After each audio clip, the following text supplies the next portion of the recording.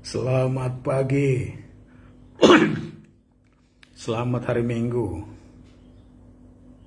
Apa kabar? Sebelum jemaat beranjak ke gereja memuji dan menyembah Tuhan, untuk menggenapi firman dikatakan, jangan tinggalkan perhimpunan bersama-sama seperti dibiasakan orang.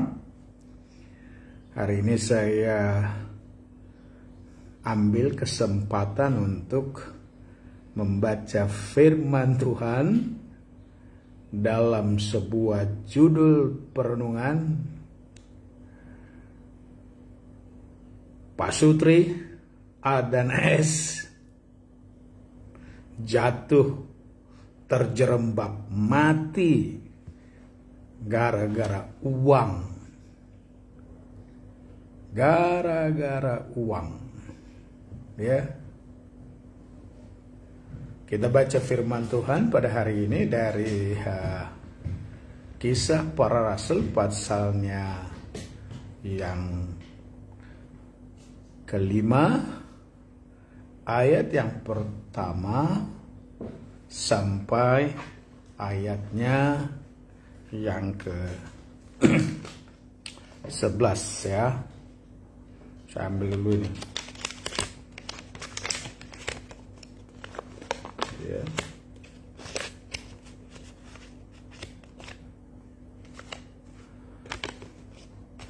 Pak Sutri, A dan S jatuh terjerembab gara-gara uang.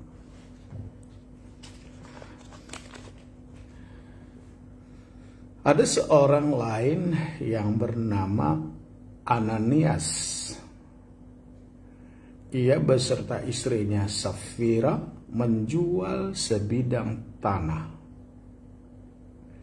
Dengan setahu istrinya, ia menahan sebagian dari hasil penjualan itu dan sebagian lain dibawa dan diletakkannya di depan kaki rasul-rasul. Tetapi Petrus berkata, Ananias, mengapa hatimu dikuasai iblis, sehingga engkau mendustai Roh Kudus dan menahan sebagian dari hasil penjualan tanah itu? Selama tanah itu tidak dijual, bukankah itu tetap kepunyaanmu? Dan setelah dijual, bukankah hasilnya itu tetap dalam kuasamu? Mengapa engkau merencanakan perbuatan itu dalam hatimu? Engkau bukan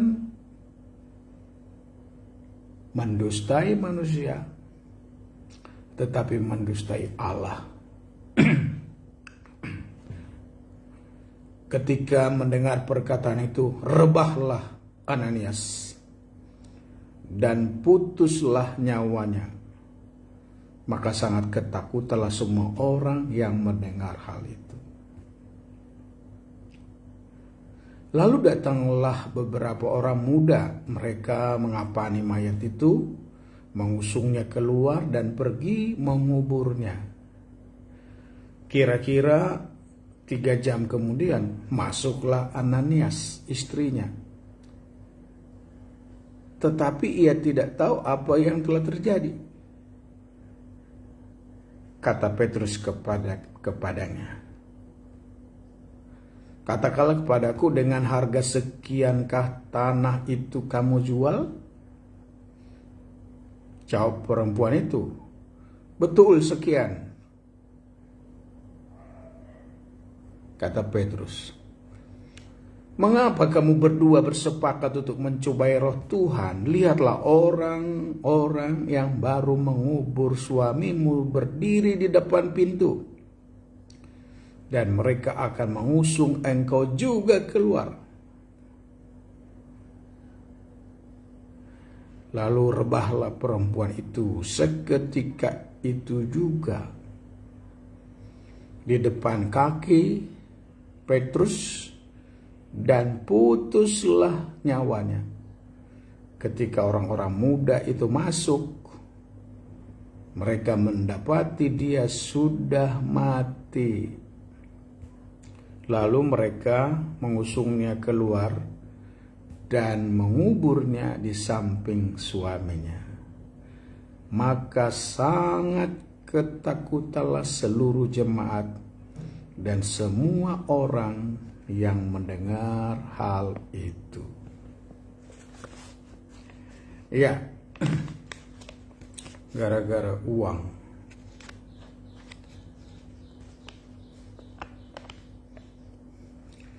Jatuh terjerembab.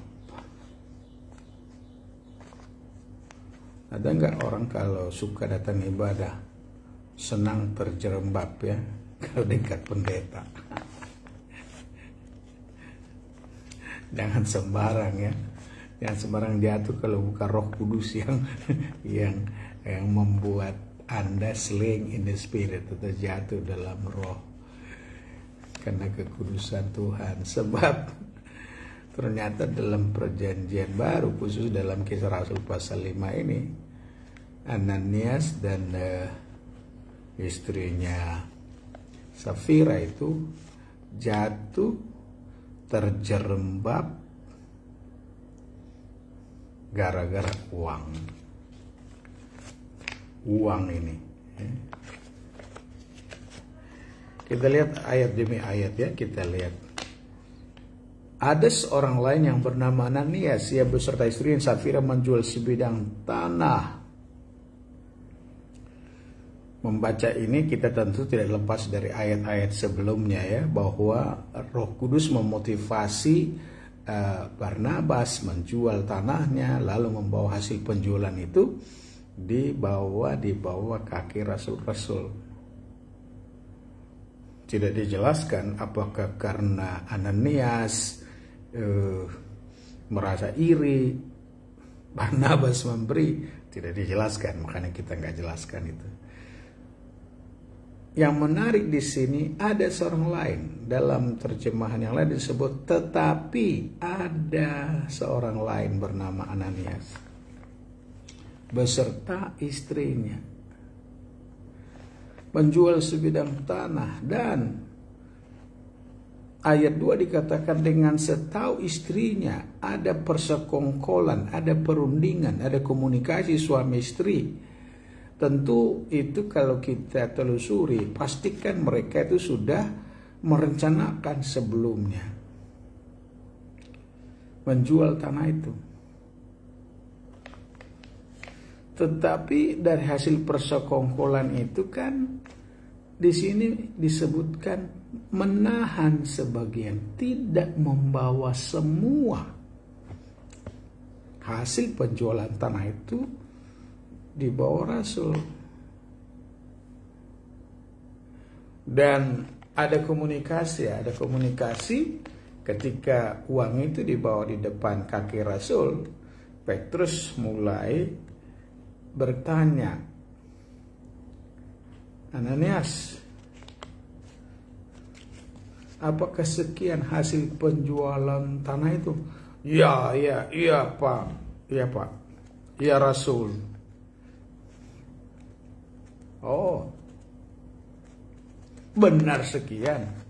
Iya betul. Petrus katakan apa? Ananias, mengapa hatimu dikuasai iblis, sehingga engkau mendustai Roh Kudus dan menahan sebagian dari hasil penjualan tanah itu? Ketika mendengar perkataan itu, Alkitab tadi mencatat, rebahlah Ananias dan putuslah nyawanya. Wah, tragis ya. Uang sudah dibawa, orang lihat.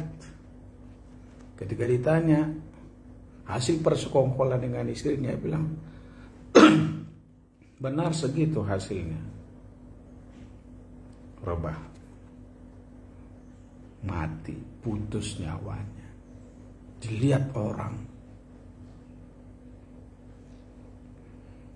Jam 3 kemudian, 3 jam kemudian datang istrinya, kira-kira jam 3, Ini berlangsung kata firman tadi setelah anak-anak muda mengapani dan menguburkan Ananias. Kira-kira jam 3 masuk istri Ananias ini yang sudah sekongkol ini. Tidak tahu apa yang terjadi. Petrus berkata, "Bu, benarkah sekian hasil penjualan tanah kalian?" "Oh, benar Pak, benar Rasul. Betul segitu. Betul sekian." Katakan padaku sekali lagi, betul, betul. Petrus berkata lagi, "Mengapa kamu berdua sepakat? Mengapa kamu berdua sekongkol?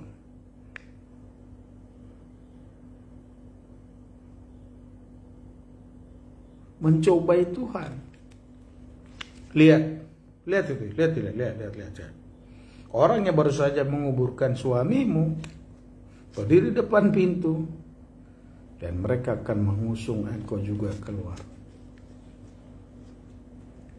Lalu rebah.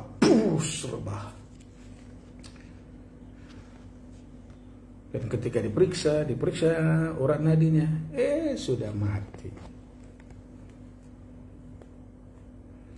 Dan mereka mengusung dia keluar. Maka sangat ketakutanlah seluruh jemaat dan semua orang yang mendengar hal itu. Ingat jemaat, gara-gara uang. Uang itu sendiri kan netral, tidak masalah kan. Makanya Petrus katakan itu, tanah itu di bawah kuasamu. Kalau jual sudah ada uang, itu juga masih ada dalam kuasamu. Apa persoalan yang muncul di sini? Terjadi persekongkolan, ketidakjujuran antara Ananias Safira dengan Tuhan dan dengan Rasulnya. Kan itu sekongkol. Dari mana persekongkolan itu muncul? Persekongkolan itu ada dua penyebabnya, ada dua motivatornya. Persekongkolan iblis, dan yang terbaik adalah persekongkolan atau kerjasama antara manusia, orang percaya itu, dengan Roh Kudus. Ananias dan Safira itu bersekongkol dimotivasi oleh iblis, kuasa kegelapan. Iblis menguasai pikirannya. Kalau saya pakai tafsiran saya sendiri, dia berpikir akan Rasul nggak tahu. Orang kan nggak tahu hasil penjualan ini. Orang nggak tahu. Tapi ada Tuhan yang tahu. Ada Roh Kudus yang tahu. Sesungguhnya kalau ketika dia ditanya kan tinggal jujur aja. Dan berkata, ya kami memang jual sekian. Tapi ya hasil persekongkolan kami sekian lah dibawa. Kan jauh lebih bagus. Lalu kemudian kalau terjadi seperti itu kan, maka dia kan dinasihati oleh para rasul. Jangan, kan dia bilang gitu. Tapi sekongkol malah ngotot lagi.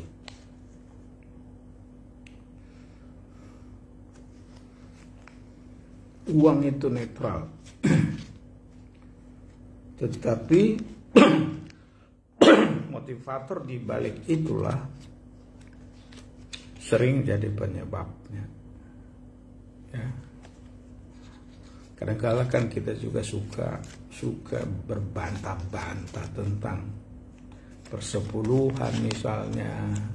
Persepuluhan berbantah-bantah. Kenapa berbantah-bantah? Ada apa sih yang harus diperbantahkan? Kan gak perlu diperbantahkan. Semua orang punya pengalaman sendiri hasil dari perenungannya tentang atau dari firman yang dia baca. Seperti saya misalnya dari Gereja Bethel Indonesia, sudah ada aturan itu di dalam tata gerejanya, harus jemaat harus membawa persepuluhan. Berjemaat itu bawa persepuluhan, memang sudah begitu aturannya. Kenapa harus dipersoalkan? Itu semuanya ada yang mendorong dalam pikiran. Ada motivasi-motivasi yang tidak sejati di dalam pikiran seseorang, kan itu. Lalu yang terbaik sesungguhnya apa? Ketulusan, kejujuran. Jujur di hadapan Tuhan, karena Tuhan yang tahu hati. Tuhan yang tahu pikiran, Tuhan yang tahu hati dan pikiran. Jujur saja, jujur di hadapan Tuhan. Khusus bagi kamu jemaat ya. Kalau memang yang kamu kasih itu bukan perpuluhan, jangan tulis persepuluhan, jangan ya. Bawa aja persembahan di altar Tuhan. Kalau memang tidak sepersepuluh dari semua pendapatan, jangan tulis persepuluhan, kan nggak boleh. Jujur. Masih adakah kejujuran itu kita temukan sekarang ini di dunia ini? Kadang-kadang kan nggak ada. Ya, jujur. Puji Tuhan ya, kita ini sudah hidup dalam masa anugerah. Kita penuh dengan kasih karunia yang melimpah-limpah. Coba kalau terjadi pada waktu seperti Ananias dan Safira, setiap di gereja hari ini setiap orang datang mempersembahkan persembahan, ketika ditanya lalu orang itu berbohong lalu mati. Wow, mengerikan.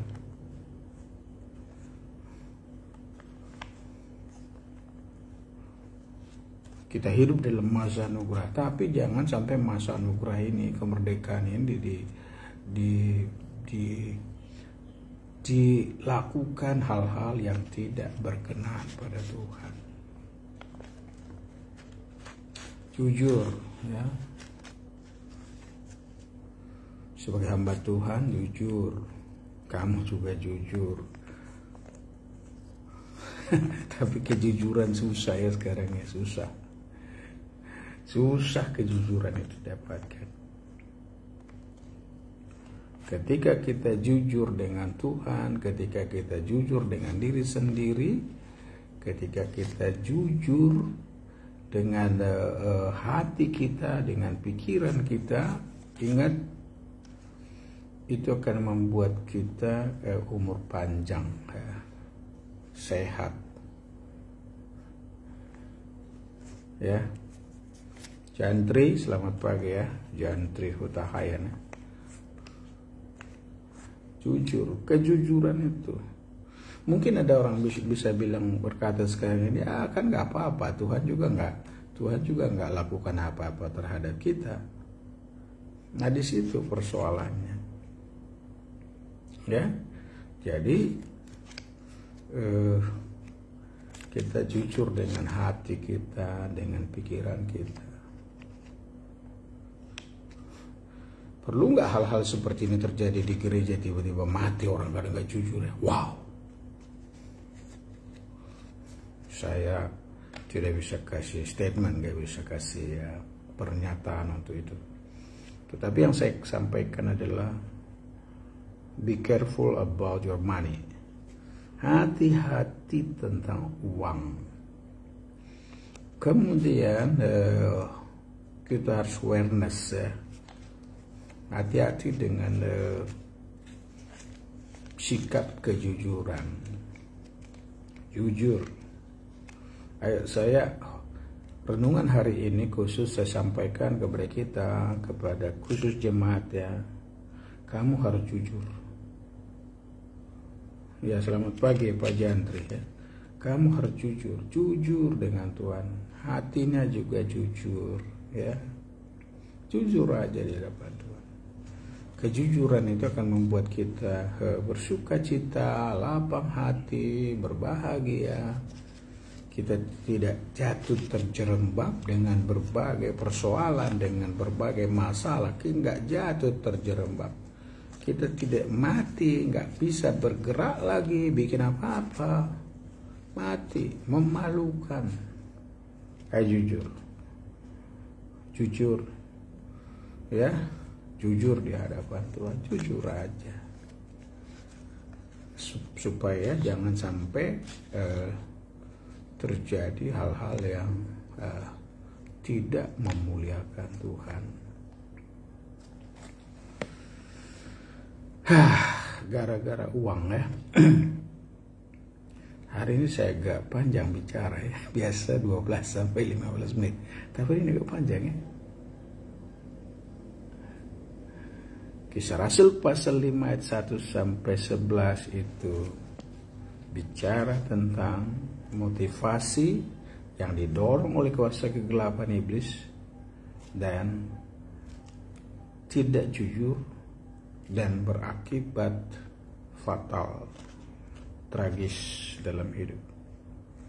Doa saya adalah kamu semua jemaat, ayo kita datang sama Tuhan dengan hati yang jujur, karena Tuhan tahu hati kita, Tuhan tahu pikiran kita, Tuhan tahu jiwa kita, dan Tuhan tahu masa depan kita. Kalau ada kekurangan selama ini, ayo, ini bulan Juni, pertengahan tahun, mulai sekarang kita jujur ya. Ayo minta ampun sama-sama Tuhan. Ikuti doa saya Bapa, dalam nama Yesus. Kalau selama ini saya tidak jujur, hari ini saya tinggalkan itu semua dosa. Dan masuklah dalam hatiku Yesus Kristus, Engkau menjadi Tuhan dan Juru Selamat. Roh Kudus mengawasi hidupku. Dan aku mau lakukan sesuatu hidup benar di hadapan.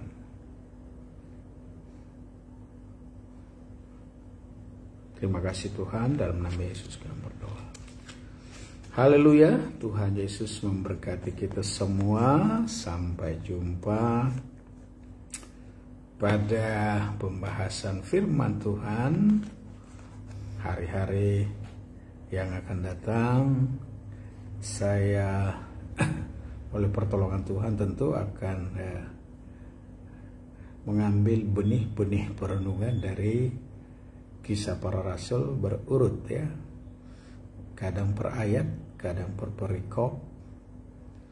Terima kasih untuk doanya, dan terima kasih untuk seluruh jemaat yang selalu berdoa, dan terima kasih kalau saudara diberkati dari penyampaian firman ini. Saya juga sharekan lewat YouTube, silakan di like, dibagi atau share pada orang, dan subscribe, dan juga terus kita berdoa agar kemuliaan Tuhan nyata dalam hidup kita. Berkati Jantri Hutahayan Tuhan yang menonton pada hari ini, dan semua juga teman-teman lain dalam anugerah Tuhan. Dalam nama Yesus kami berdoa. Haleluya. Bye-bye, selamat hari Minggu.